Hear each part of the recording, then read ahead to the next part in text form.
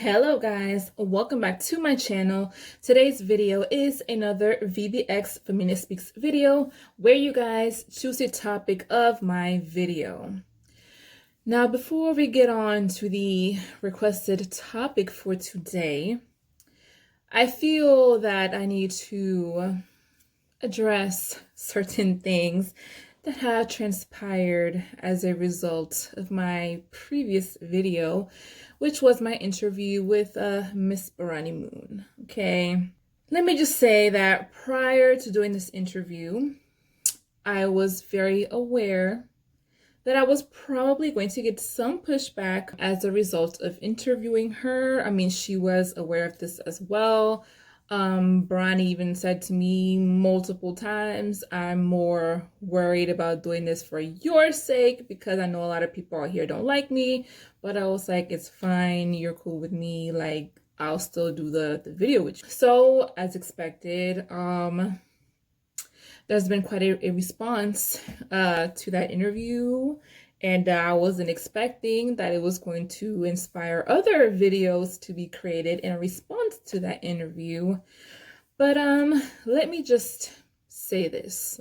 Whether you are a viewer, a subscriber on here, or another YouTube/content creator, we all have the rights to our opinions, okay? In case you haven't noticed already, I'm not one to really force my opinion onto others, and I don't expect, or I'm not here for people trying to do that to me.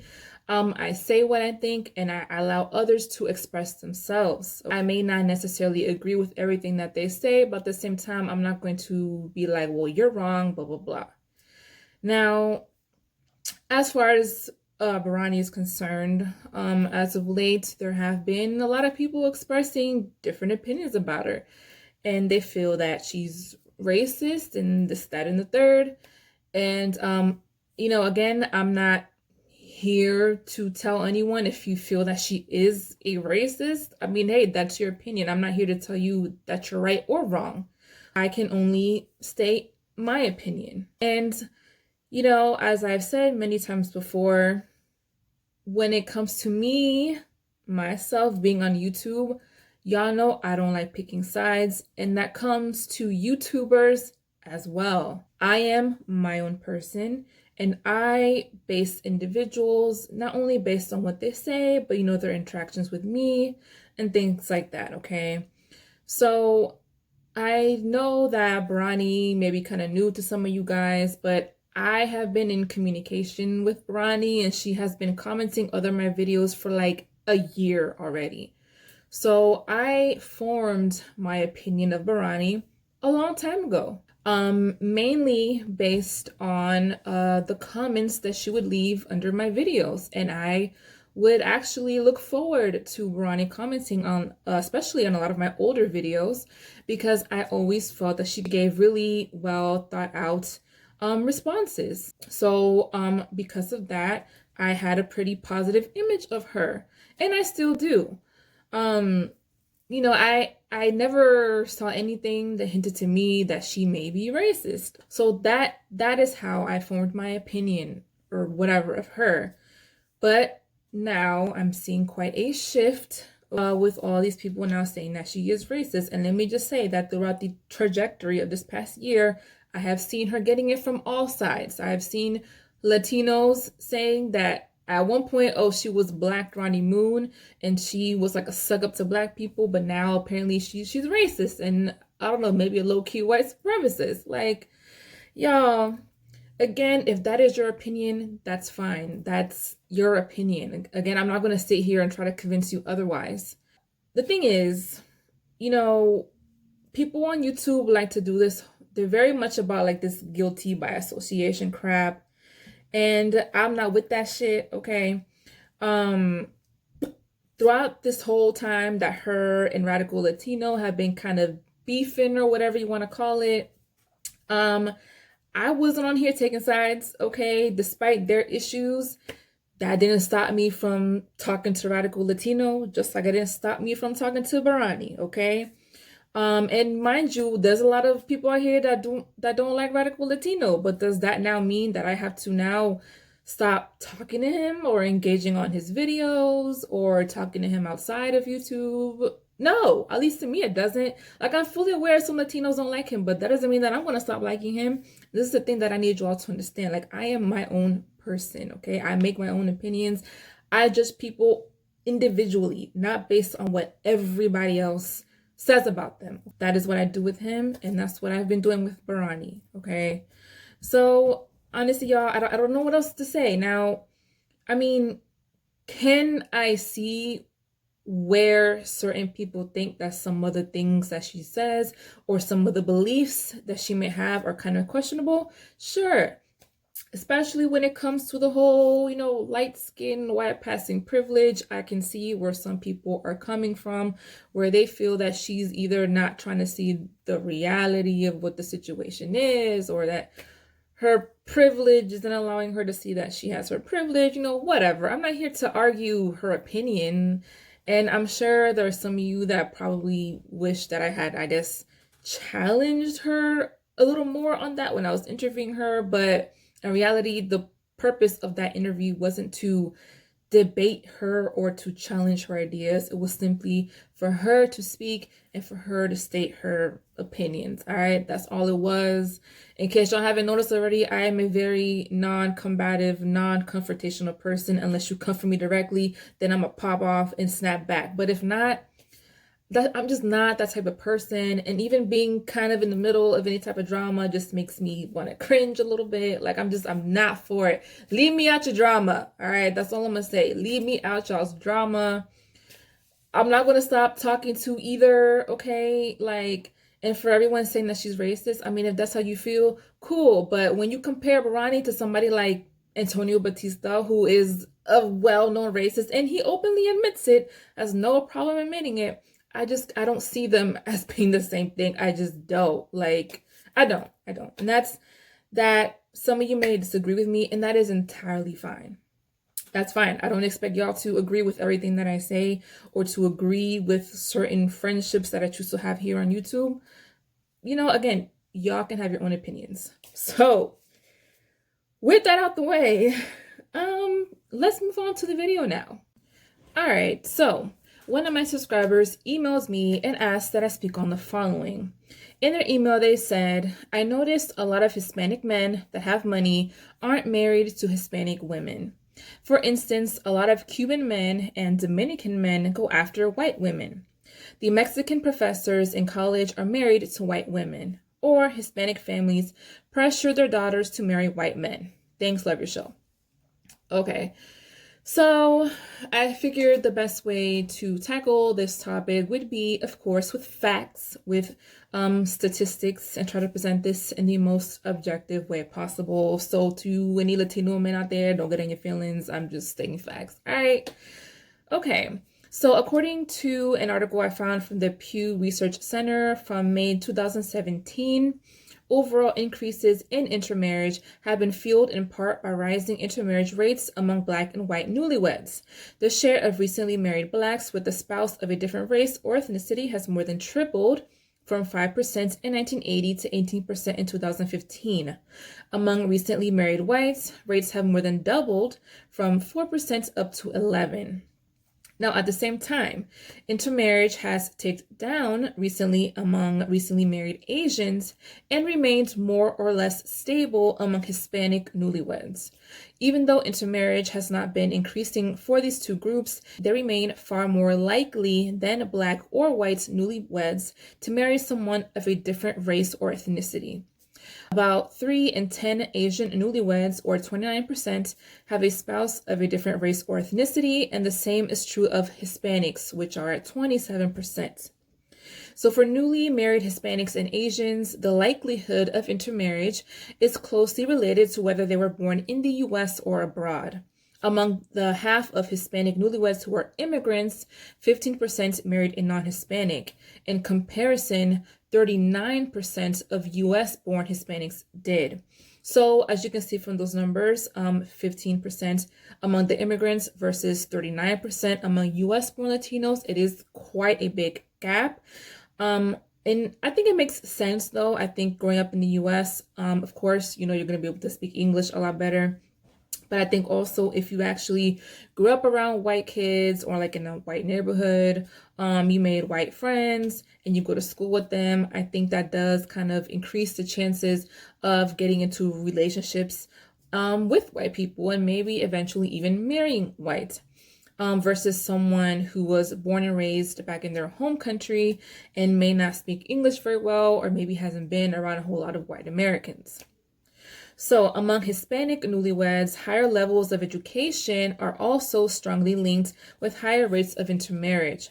While 16% of those with a high school diploma or less are married to a non-Hispanic, this share more than doubles to 35% among those with some college, and then it raises even higher to 46% with those with a bachelor's degree or higher. This pattern may be partly driven by the fact that Hispanics with low levels of education are disproportionately immigrants who are in turn less likely to intermarry.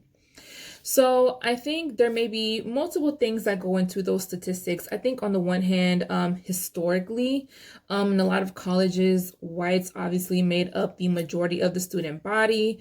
So the further up you went in your education, the more likely your peers would be white. So I think that would increase the likelihood, again, of you forming relationships and eventually marrying a white person. However, I do also think that it should be noted that those demographics are changing. According to a report by the American Council on Education, students of color make up just 29.6% of the undergraduate student population in 1996. But has now increased to 45.2% in 2016. So I think at this point, for anyone that is furthering their education, I think at this point you can find someone of any race. But the fact of the matter is, still for Hispanics, the more educated you are, the more many marry white. So the most prevalent form of intermarriage involves one Hispanic and one white spouse. Okay, and I do also think we have to also take into account that some of these Hispanic and white American unions aren't necessarily interracial because, of course, many Hispanics are white.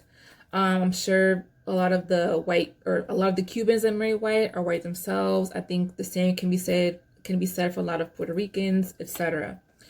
A similar share of intermarried couples involves a white man and a Hispanic woman, 22%, or a white woman and a Hispanic man at 20%. So it's kind of even.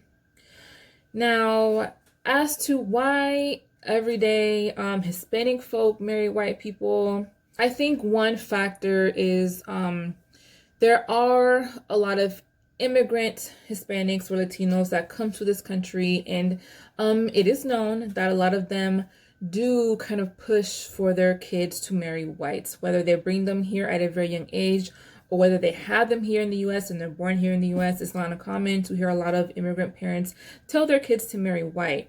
I think a lot of Latinos, they see white people, of course, as people of status. They see them as people of means. And so they feel that by their child marrying white, they are better securing their futures and basically like leveling up their status within American society. As far as my parents, they never really said that. I don't think anyone has really ever expected that I would get with a white guy or eventually marry a white guy, at least not an American white guy.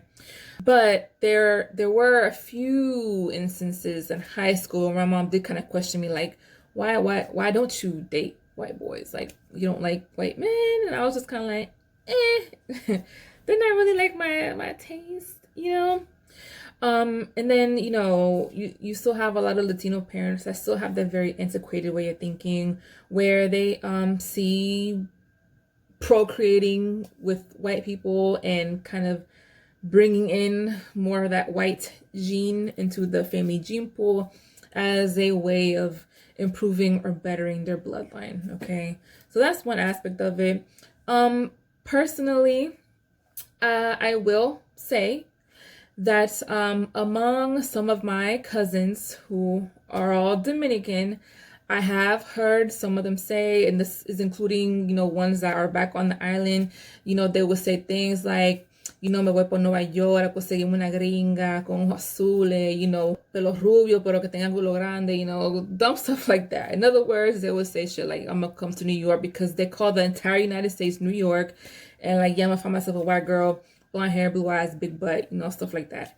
I do think, for some Dominicans, white American women are like what's exotic to them, because it's not every day or everywhere that you see that type of white women in DR. Okay, it's or at least not like an actual natural blonde with blue eyes. You don't see that every day over there. So a lot of them, to them, white women are like these angels on earth, type of thing.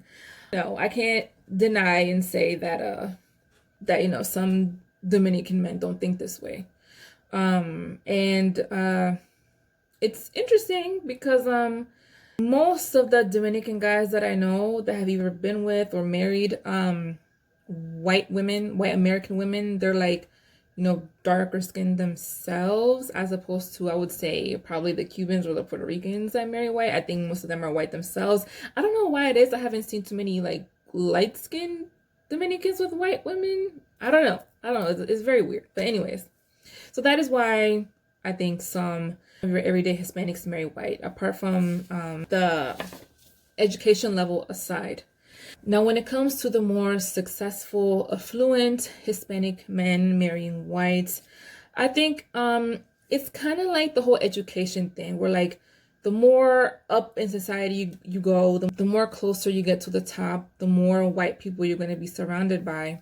And I think that people of wealth and status want to marry other people of wealth and status. And the truth is that a lot of the people of wealth and status in the US are white. Now, of course, there are many black people that are of status as well. But I think you kind of you marry who you associate with, like whoever your colleagues or your peers are. But I also think there is some similarity into how some Black men say, when you make it big, you get yourself a white girl. And honestly, I feel like some Latino men kind of live by that model too, okay? It is no surprise to anyone. It is nothing new that for many white American women are seen as trophy wives. They're seen as a sort of accomplishment. They're seen like this type of prize, like, you made it when you can get yourself a white woman. And so I think a lot of them, they view them that way. White women are still very valued and put on a pedestal in many cases, and some of these Latino men are no different. So yeah. Now I will say that for those that feel like it's kind of unfair, especially to Latina women, because many Latina women are also very educated and stuff like that, and they feel that's unfair that their own men want to go after white women instead of them. Like, I can understand that argument, of course. Many of us are still very colonized in our minds and have not gotten over that. But I also think some men, they simply have a preference, and that's fine too. I'm not here to clock who men are dating or anything like that, but again, I think there's many reasons why people do it, but that it happens is definitely true. I do think a lot of men, regardless of race, the more successful they become, the higher in society or American society they get, the more likely they become to marry white women. And that's just the reality of the situation. So with that said, guys, that concludes this video. I do have another request that I need to get to, and some other interviews I want to do. So stay tuned for those, and I'll check you guys in the next video. Bye.